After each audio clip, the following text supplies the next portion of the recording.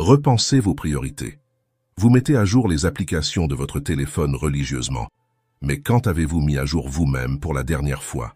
Souvent, nous n'arrivons pas à avancer dans la vie parce que nous suivons des règles qui n'ont plus de sens ou qui nous maintiennent dans l'immobilité. Nous sommes attachés à des schémas qui ne nous propulsent pas en avant, mais qui nous retiennent au même endroit. Aujourd'hui, je vais partager avec vous 10 règles stoïciennes qui transformeront votre façon de penser et d'agir. Des règles simples, mais puissantes, qui peuvent vous aider à développer un esprit plus fort, plus intelligent et plus clair. Il ne s'agit pas seulement de réviser votre liste de priorités, mais de changer la façon dont vous abordez les défis, dont vous résolvez les problèmes et dont vous reconnaissez les opportunités que la vie vous offre. Repensez vos priorités. C'est un appel à vivre avec plus d'intention et d'équilibre.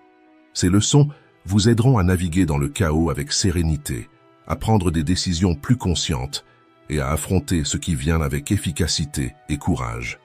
Si vous êtes prêt à franchir ce pas, abonnez-vous à la chaîne, laissez un like et regardez jusqu'à la fin. Parce que cette vidéo n'est pas simplement une de plus, elle peut être le début d'un véritable changement dans votre vie. Allons-y ensemble. 1. L'art de vivre comme un guerrier de l'esprit.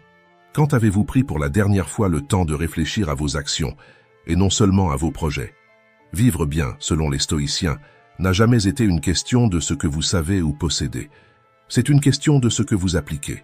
Parce qu'en l'absence d'action, la connaissance est comme une carte rangée dans un tiroir, pleine de promesses, mais inutile pour ceux qui ne l'utilisent pas. Épictète disait « Si vous voulez vivre bien, entraînez-vous à l'art de vivre ». Et il avait raison. Savoir quelque chose ne transforme personne. C'est comme avoir une épée brillante accrochée au mur. Elle semble imposante, mais elle est inutile au combat si vous ne savez pas comment l'utiliser. La transformation se trouve dans la pratique, dans l'effort quotidien, dans la confrontation aux difficultés qui surgissent. La vie est comme un champ de bataille. Chaque choix est un coup, chaque défi, une opportunité de se renforcer. Mais que se passe-t-il pour beaucoup de gens? Ils veulent être des guerriers, mais ont peur du combat. Ils veulent des résultats sans effort, une victoire sans lutte.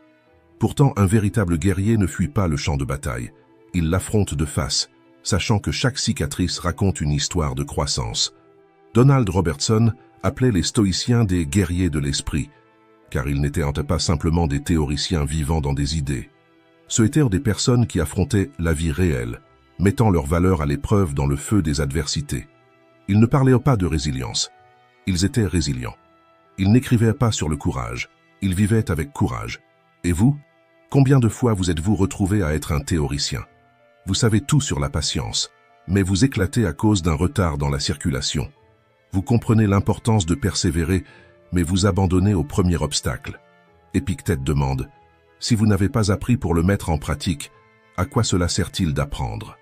Être un guerrier de l'esprit ne consiste pas à la perfection ou à ne jamais faire d'erreur, mais à utiliser chaque erreur comme un échelon pour monter plus haut. Ce n'est pas à propos de gagner toutes les batailles, mais d'affronter chacune avec détermination. Les difficultés ne sont pas des signes pour s'arrêter, ce sont des invitations à grandir. Comme le feu affine l'or, les défis nous façonnent. Pensez à la salle de sport. Vous ne soulevez pas des poids pour qu'ils deviennent plus légers, mais pour que vous deveniez plus fort. La vie fonctionne de la même manière. Les stoïciens nous rappellent, la vie est bien trop courte pour être vécue en mode automatique. Chaque jour est une occasion de s'entraîner, de surmonter, d'exercer le bien et de se façonner. À la fin, l'art de vivre comme un guerrier de l'esprit consiste à embrasser l'imperfection, à utiliser ce que vous savez et à vous battre pour une vie qui mérite d'être vécue. Parce que peu importe combien de batailles vous gagnez, ce qui compte vraiment, c'est que vous vous battiez pour ce qui est vraiment important. 2. Déterminez votre moi idéal. Qui seriez-vous si vous viviez votre meilleure version? Pas quelqu'un de parfait, d'inaccessible, mais quelqu'un de véritable, de courageux et de juste. Quelqu'un qui honore ses propres valeurs et affronte la vie avec détermination. Pouvez-vous le voir? C'est votre moi idéal. Pas un rêve lointain, mais une version de vous-même qui existe déjà, cachée derrière les excuses et la frénésie du quotidien.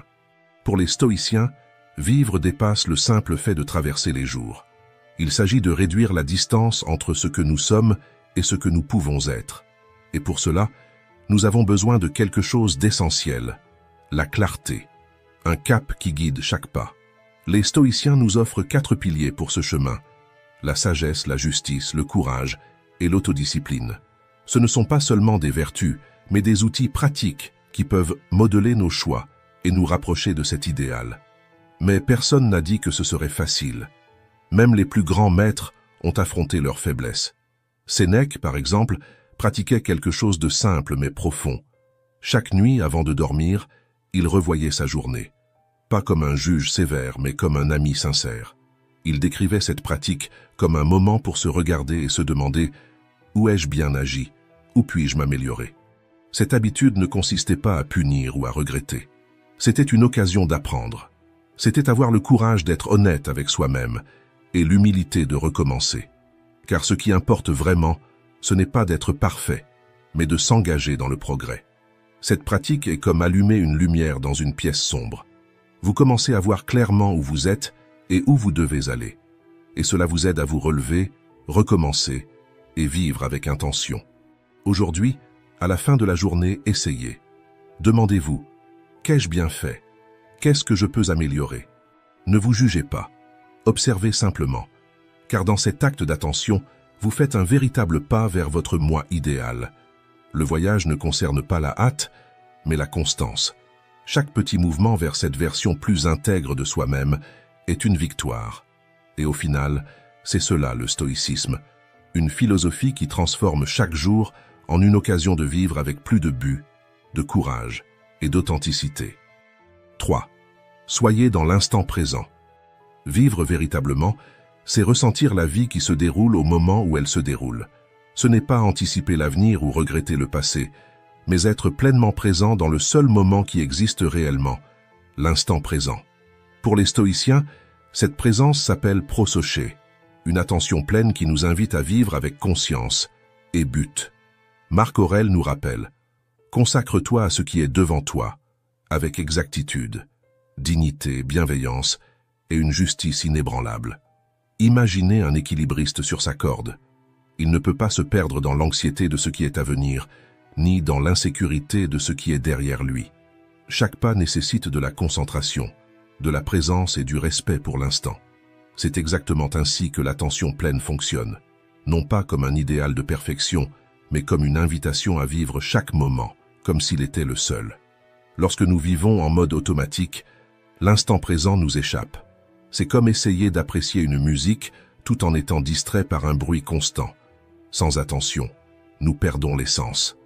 Mais lorsque nous faisons des erreurs, et nous en ferons inévitablement, l'attention pleine nous offre quelque chose de précieux, la chance de recommencer. Comme le disait Sénèque, reconnaître l'erreur est le premier pas vers la correction. La prosoché, selon Pierre Hadot, est comme une flamme silencieuse qui ne s'éteint jamais. Ce n'est pas une question de se juger ou de rechercher l'impeccabilité, mais d'apprendre à marcher plus prudemment, avec intention. Épictète le renforce. Nous ne serons pas parfaits, mais nous pouvons essayer. Et si nous restons attentifs, nous éviterons bien des erreurs. Vivre dans l'instant présent, c'est comme tenir quelque chose de fragile. Cela exige de la délicatesse et de la présence. C'est être véritablement avec ceux que vous aimez, sans distraction. C'est résoudre les conflits avec clarté, sans réagir impulsivement. C'est choisir vos mots comme on choisit des briques pour construire un pont entre ce que vous êtes et ce que vous voulez devenir. L'attention pleine n'est pas une question de tout contrôler, mais de vivre de manière à respecter ce qui importe réellement. Après tout, comme on dit, la vie est ce qui se passe pendant que vous êtes distrait à planifier autre chose. Ne laissez pas l'instant présent être simplement un détail en arrière-plan de votre histoire. Faites-en la scène principale. 4. La véritable cause de la souffrance. Avez-vous déjà ressenti que certaines situations pressent directement votre âme? Ce n'est pas le poids de l'événement en soi, mais l'interprétation que vous lui donnez qui fait vraiment mal. Marc Aurèle a saisi cette vérité avec précision. Si vous êtes perturbé par quelque chose d'extérieur, ce n'est pas cette chose qui vous perturbe, mais le jugement que vous en faites. Réfléchissez un instant. La souffrance n'est pas dans ce qui arrive, mais dans l'histoire que votre esprit crée autour de ce qui arrive. Imaginez une feuille blanche. Ce que vous dessinez dessus, Un scénario de calme ou une scène chaotique définit votre expérience émotionnelle. Pensez à quelque chose de simple, comme un verre brisé. Au moment où il tombe et se brise, ce n'est rien d'autre qu'un verre brisé. Mais si votre esprit commence à murmurer « Je suis tellement maladroit » ou « Pourquoi ces choses arrivent-elles toujours avec moi ?» la souffrance naît. Ce n'est pas le verre qui vous blesse, mais les paroles sévères que vous vous lancez à vous-même. Maintenant, élargissez cette idée. Imaginez recevoir une critique au travail. Ce ne sont que des mots, mais ils deviennent lourds lorsque votre esprit se dit « Je suis un échec » ou « Je ne serai jamais assez bon ». Ce n'est pas la critique qui vous affecte, mais le récit que vous construisez à partir de celle-ci. Les stoïciens ont compris quelque chose de profond. La douleur ne vient pas des faits, mais de la lutte contre eux. C'est dans le désir que les choses soient différentes ou dans la tentative de contrôler ce qui échappe à notre portée que nous créons nos propres chaînes. Épictète nous rappelle « Rien n'est bon ou mauvais tant que vous n'avez pas décidé que cela le soit. Ne tentez pas de diriger les événements, avancez avec eux. Accepter cela ne signifie pas se résigner ou baisser la tête. Au contraire, c'est un acte de courage. C'est libérer l'énergie que vous gaspillez à lutter contre l'inévitable et la rediriger vers ce qui compte vraiment. Imaginez une rivière. Si vous luttez contre le courant, l'effort est immense et les progrès presque inexistants. Mais si vous acceptez le flux et apprenez à naviguer avec lui, vous découvrirez que vous pouvez avancer avec plus de légèreté. La vie fonctionne de la même manière. Il ne s'agit pas de se demander pourquoi cela m'arrive-t-il, mais plutôt comment puis-je en tirer une leçon. Accepter n'est pas abandonner, c'est se libérer. Lorsque vous cessez de lutter contre ce que vous ne pouvez pas changer, vous créez de l'espace pour agir avec clarté sur ce que vous pouvez réellement transformer. C'est dans cet acte d'acceptation que les blessures se transforment en sagesse et que les défis deviennent des opportunités pour s'épanouir. Rappelez-vous, vous n'êtes pas prisonnier des circonstances. La véritable liberté réside dans le choix de la manière dont vous réagissez à ce qui se passe. Ne laissez pas le monde avoir le pouvoir de perturber votre paix. Regardez les événements avec objectivité, répondez avec sagesse et avancez avec sérénité. La paix intérieure ne vient pas du contrôle de tout ce qui vous entoure, mais de l'équilibre trouvé à l'intérieur de vous. 5. Testez toujours vos impressions. Avez-vous déjà ressenti le poids de ce regret qui surgit comme un coup de poing dans l'estomac après avoir agi sur un coup de tête? Un mot mal choisi, un geste inconsidéré, une réaction exagérée, et immédiatement, votre esprit vous confronte. Pourquoi ai-je fait ça? Cela se produit parce que, bien souvent, nous traitons nos premières impressions comme des vérités absolues. Quelque chose se passe, une phrase, un regard, une situation, et nous réagissons instinctivement. Mais sommes-nous toujours dans le juste? Les stoïciens percevaient ce moment d'une manière différente. Entre ce qui se passe et notre réaction, il existe un petit intervalle. Il peut sembler insignifiant, mais c'est précisément là que réside la liberté de choix. Épictète l'a décrit de manière puissante. Attends un moment, impression. Qui es-tu? De quoi es-tu faite? Laisse-moi t'examiner avant d'agir. Pensez-y comme à un film. La scène la plus tendue apparaît à l'écran. Vous pouvez simplement regarder jusqu'à la fin ou mettre en pause, revoir la scène, chercher de nouveaux angles. Cet intervalle, si petit soit-il, entre le stimulus et la réponse définit si vous réagissez comme un prisonnier de vos émotions ou comme quelqu'un qui agit avec conscience. Imaginez une situation quotidienne. Dans la circulation, quelqu'un vous coupe la route. La colère monte instantanément. Vous voulez klaxonner, crier, réagir. Mais et si vous preniez du recul? Et si, au lieu de réagir, vous vous demandiez « Est-ce que mon impression est juste ?» Peut-être que la personne est pressée en raison d'une urgence. Peut-être qu'elle n'a même pas remarqué son erreur. Ou peut-être a-t-elle simplement fait une erreur, tout comme vous en avez fait, vous aussi, auparavant. Cette pause transforme le chaos intérieur en clarté. Cela ne signifie pas justifier le comportement des autres, mais se libérer d'une explosion qui ne ferait que vous blesser davantage. Tester vos impressions, c'est comme ajuster la mise au point d'un appareil photo. Au début, tout semble flou, mais avec patience, vous voyez les détails. Cela ne signifie pas ignorer ce que vous ressentez, mais reconnaître que toutes les émotions ne doivent pas être suivies. La véritable force ne réside pas dans l'intensité de la réaction, mais dans la pause qui vous permet de choisir comment agir. Lorsque vous testez vos impressions, vous agissez en accord avec vos valeurs, et non avec l'impulsion du moment. Épictète nous rappelle que ce n'est pas une question de perfection, mais de pratiquer l'art de faire une pause et d'évaluer. Au début, c'est difficile, comme tenir de l'eau dans les mains. Mais avec le temps, vous réalisez que chaque pause est un acte de courage, non de faiblesse. La prochaine fois que la colère, la peur ou l'impulsion tenteront de vous dominer, demandez-vous, cela mérite-t-il vraiment mon énergie? Vous n'êtes pas un prisonnier de vos émotions. Tester vos impressions est un acte de liberté. Comme un capitaine qui garde le gouvernail ferme au milieu de la tempête, vous pouvez choisir où aller sans être emporté par les vagues. 6. Concentrez-vous sur ce que vous contrôlez. Combien de fois vous êtes-vous retrouvé à dépenser de l'énergie sur des choses que vous ne pouvez pas contrôler? Essayez de récupérer une relation qui est déjà terminée, changer l'opinion de quelqu'un qui ne veut pas changer, ou même vous culpabiliser pour quelque chose qui appartient au passé.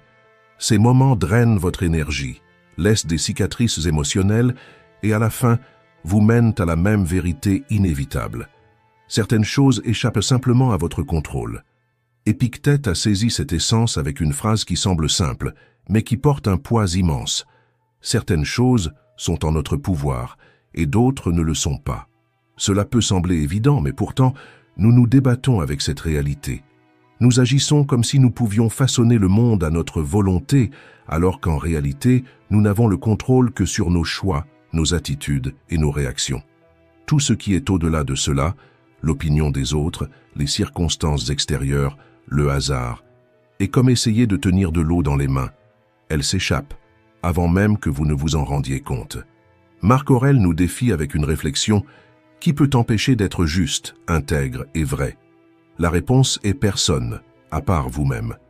Le monde peut s'effondrer autour de vous, mais votre capacité à agir avec dignité, à rester fidèle à vos valeurs, est quelque chose qui ne vous sera jamais enlevé. Imaginez que la vie est un jeu de cartes. La main que vous recevez n'est pas toujours celle que vous souhaiteriez, mais le pouvoir réside dans la manière dont vous jouez cette main. Vous pouvez regretter la malchance ou utiliser stratégie et courage pour créer des opportunités. Peu importe si les circonstances vous défient, votre force réside dans ce que vous faites avec ce que vous avez. Accepter cette réalité n'est pas abandonner, c'est se libérer. C'est arrêter de mener des batailles qui n'étaient jamais destinées à être gagnées et commencer à investir dans ce que vous pouvez réellement contrôler. Comme Épictète l'a dit, en abandonnant ce que nous ne pouvons pas changer, nous gagnons la force de transformer ce qui est à notre portée. C'est ça le pouvoir. C'est regarder la vie avec sagesse et clarté, laisser derrière l'illusion du contrôle total et embrasser la légèreté de n'être responsable que de ce qui compte réellement. Votre caractère, vos choix, vos efforts. Alors, la prochaine fois que vous vous sentirez défié, respirez profondément et demandez-vous: est-ce sous mon contrôle? Si ce n'est pas le cas, laissez aller. Ce n'est pas de la faiblesse, c'est de la sagesse.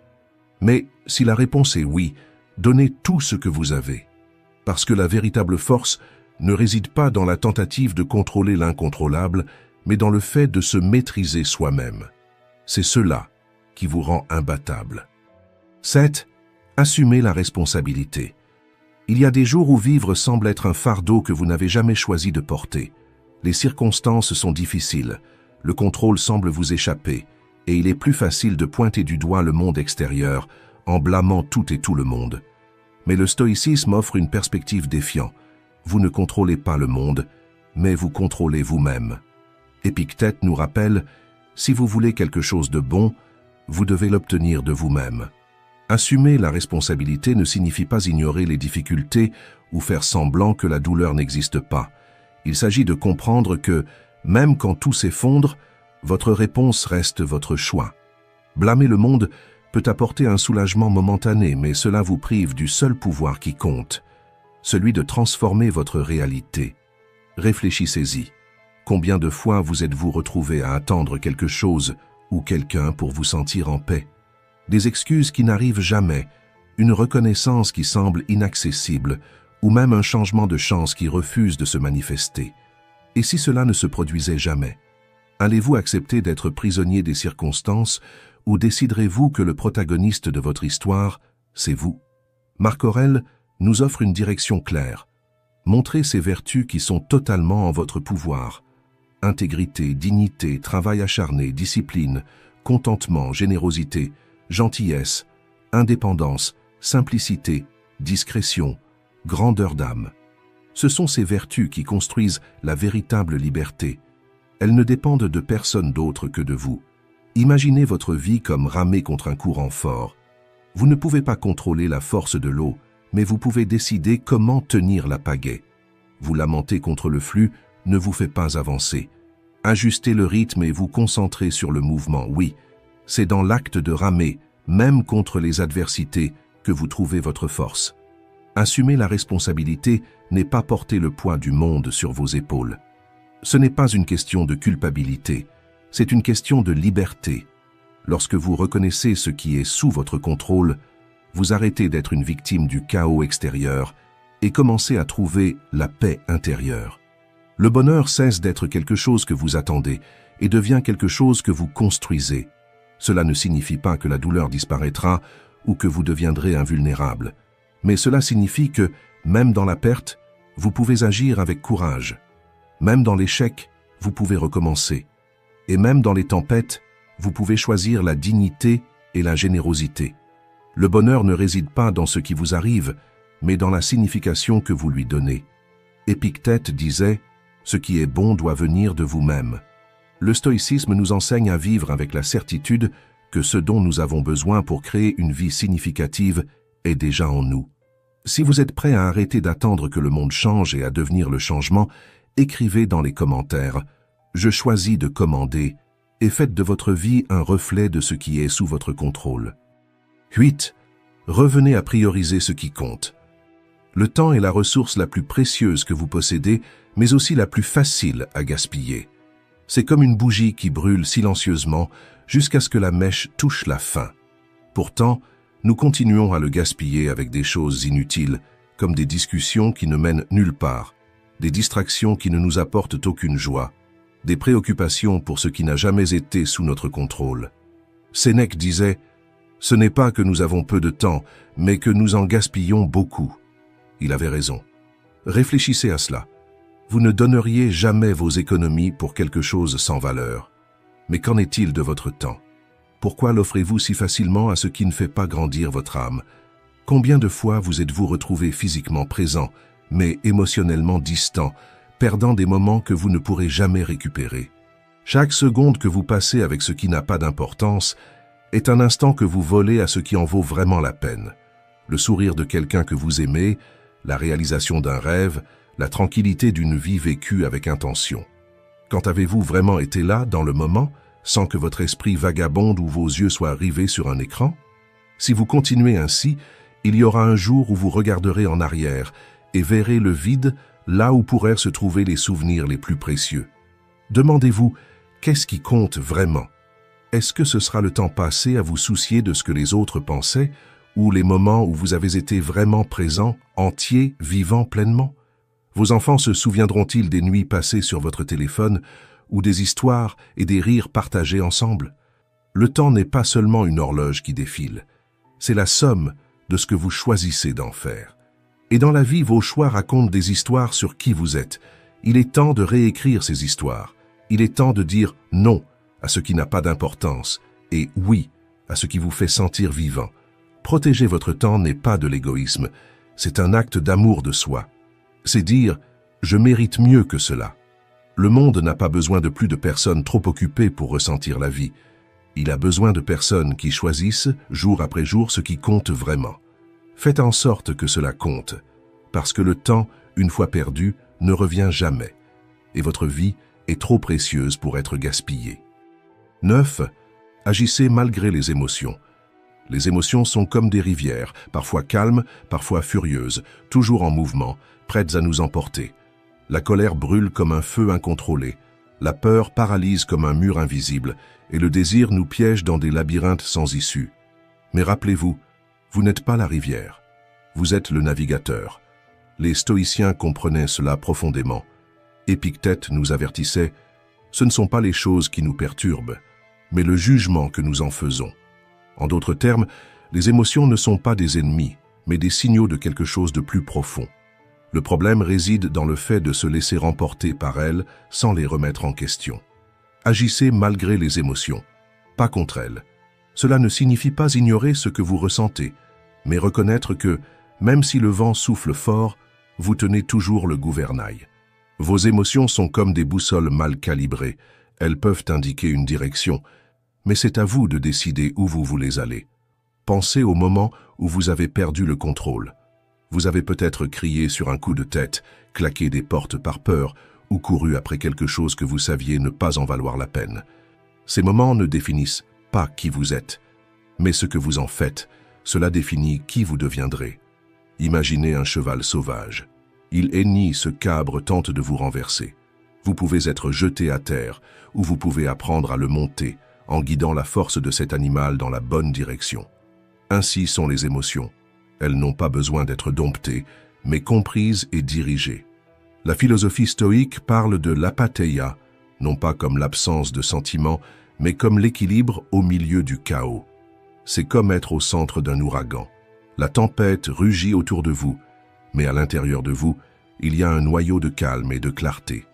Il ne s'agit pas d'ignorer la colère, la peur ou le désir, mais de décider comment les utiliser à votre avantage. La colère peut être transformée en détermination. La peur peut être un rappel qu'il y a quelque chose d'important en jeu. Le désir peut être canalisé pour alimenter des objectifs plus grands. Lorsque vous devenez le capitaine de vos émotions, même les vagues les plus violentes peuvent être utilisées pour propulser votre bateau. Maintenant, pensez à un moment récent où vous vous êtes senti à la merci d'une émotion.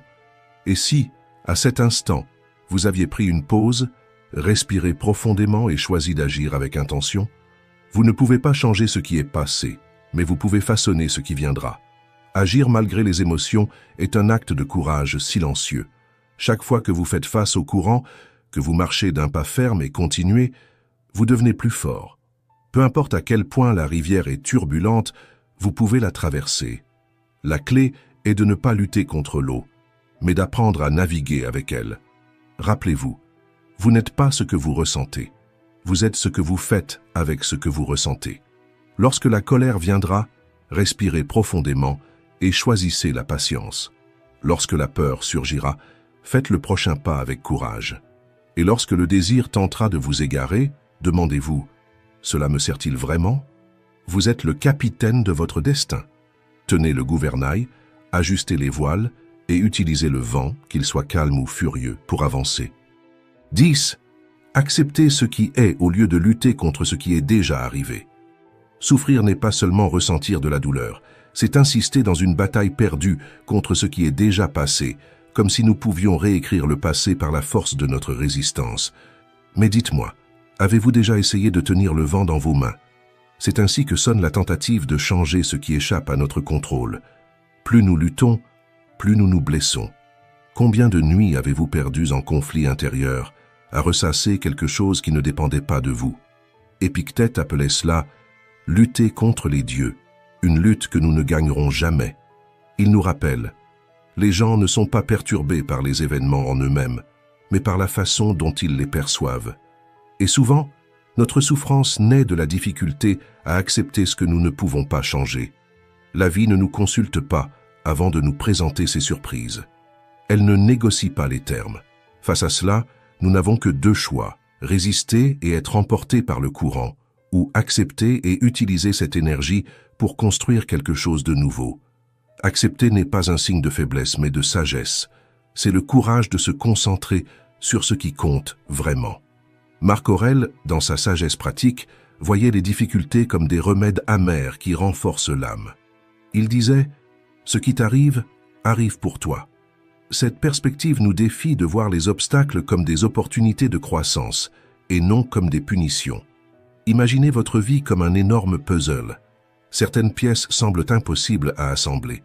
Mais quand vous prenez du recul, vous réalisez que même les moments les plus difficiles aident à compléter le tableau global de votre histoire. Vous vous souvenez de l'histoire du fermier chinois? Son cheval s'est échappé et les voisins ont dit « Quelle tragédie !» Il répondit « Peut-être ». Le lendemain, Le cheval est revenu, apportant d'autres chevaux sauvages. « Quelle chance !» dirent-ils. Il répondit « Peut-être. » Son fils se cassa la jambe en essayant de dompter l'un des chevaux. « Quel malheur !» dirent-ils. Il répondit « Peut-être. » Quelques jours plus tard, l'armée est passée par le village, recrutant des jeunes pour la guerre, mais a épargné le fils du fermier à cause de sa jambe cassée. « Quelle chance !» dirent-ils. Et il répondit encore « Peut-être. » Cette histoire nous apprend qu'étiqueter ce qui se passe à l'instant présent est inutile. Ce qui semble être une tragédie maintenant peut être le début de quelque chose d'extraordinaire. La clé n'est pas de tout contrôler, mais de faire confiance au processus. Accepter ce qui est ne signifie pas que vous allez vous résigner à la vie. Cela signifie que vous décidez d'arrêter de gaspiller de l'énergie sur ce qui est déjà fait et de l'utiliser pour façonner l'avenir. Lorsque vous arrêtez de lutter contre l'inévitable, vous ouvrez l'espace pour la clarté, pour des décisions conscientes et pour un but renouvelé. La prochaine fois que quelque chose échappe à votre contrôle, respirez profondément et demandez-vous « Puis-je changer cela ?» Si vous ne le pouvez pas, accueillez la situation comme faisant partie du voyage. Rappelez-vous, même les pierres sur le chemin peuvent être utilisées comme des marches. Utilisez ce que la vie vous donne, même si ce sont des pierres, pour construire quelque chose de plus grand. Vous n'avez pas besoin de lutter contre ce qui est. Utilisez votre force pour transformer ce qui peut être. Si ce message vous a parlé, commentez Courage Stoïque. Merci d'avoir regardé.